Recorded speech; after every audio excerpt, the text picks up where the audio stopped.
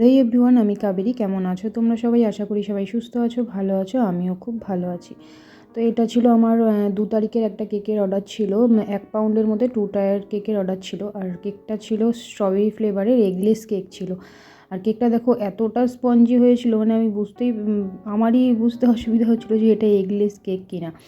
তো ফার্স্টেই দেখো আমি কেকটাকে স্লাইস করে নিলাম। আমি দুটো কেককেই 3 ভাগে স্লাইস করেছিলাম। আর তারপরে যে সুগার সিরাপ দিয়ে কেকটাকে সোক করে নিয়ে তারপরে যে এখানে ক্রিম করে স্ট্রবেরি ক্রাশ এইসব দিয়ে কেকটাকে রেডি করে নিয়েছিলাম। আর এই স্ট্রবেরি ফ্লেভারের কেকটা এত বেশি ভালো লাগে, এত মানে টেস্টি হয় খেতে।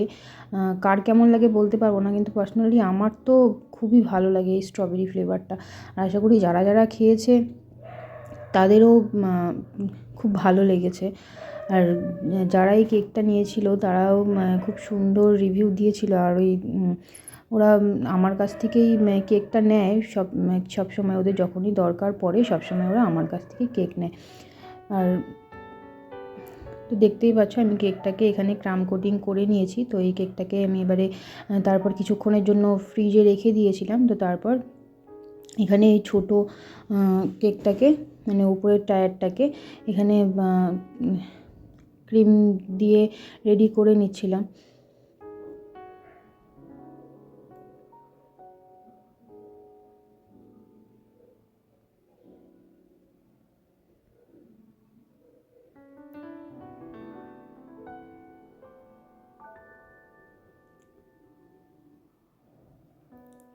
আর এই কেকগুলোকে আমি এখানে একটা এখানে 1 পাউন্ডের কেক ছিল। আমি ওই 1 পাউন্ডের কেকের যে ব্যাটারটা হয় সেটাকেই আমি 2 ভাগে নিচের টায়ারটা আমি 6 ইঞ্চি মোল্ডেই করে নিয়েছিলাম। আর ওপরের টায়ারটা আমি বেন্টো কেকের যে মোল্ড হয় 4 ইঞ্চির মোল্ড, সেটার মধ্যে আমি বেক করে নিয়েছিলাম। তো এখানে দেখো আমি কিছুক্ষণ ফ্রিজে রেখে দেওয়ার পর এটাকে ফাইনাল কোটিং দিয়ে নিচ্ছি ক্রিম দিয়ে। তো এখানে আমি কালারটা রেখেছিলাম পার্পল কালারের মধ্যে রেখেছিলাম। আর এটা একজনের যে নিয়েছিল তার দাদার বার্থডে ছিল। তো আমি মানে মেয়েদের জন্য সব রকম কালার ইউজ করা গেলেও মানে ছেলেদের জন্য মানে কেকের কালার সিলেক্ট করা যে কী কঠিন ব্যাপার। আর আমি সেই জন্য কেকটা একটু পার্পল কালারের মধ্যে রেখেছিলাম। ভাবলাম সবসময় স্কাই ব্লু কালার দেওয়ার চাইতে একটু পার্পল কালার দিয়েছিলাম। তো নিচের টায়ারটা আমি পার্পল কালারে রেখেছিলাম আর উপরেরটা হোয়াইট রেখেছিলাম, তার মধ্যে একটু পার্পল কালারের শেড দিয়ে দিয়েছিলাম। তো এখানে দেখো আমার নিচের টায়ার আর উপরের টায়ারটাও রেডি হয়ে গেছে।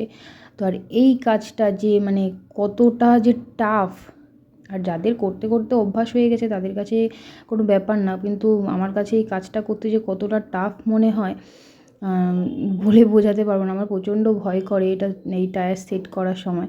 তো এখানে দেখো আমার টায়ার সেট করা হয়ে গেছে। আর আমি এখানে এই 2D নজেল দিয়ে এখানে আমি এই ফুলগুলো দিয়ে দিয়েছিলাম। মানে আমি ভেবে পাচ্ছিলাম না যে কী ডিজাইন দেবো না দেবো। তো তারপর ভাবলাম যে এরকম একটা ডিজাইন করাই যায়, কিন্তু বেশ ভালো লাগছিলো দেখতে।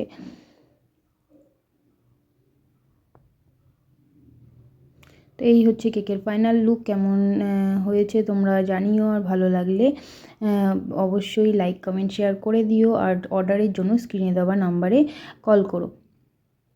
সবাই সুস্থ থেকো, ভালো থেকো। দেখা হবে পরের একটা কেকের ভিডিও নিয়ে। তো আজকের মতো টাটা।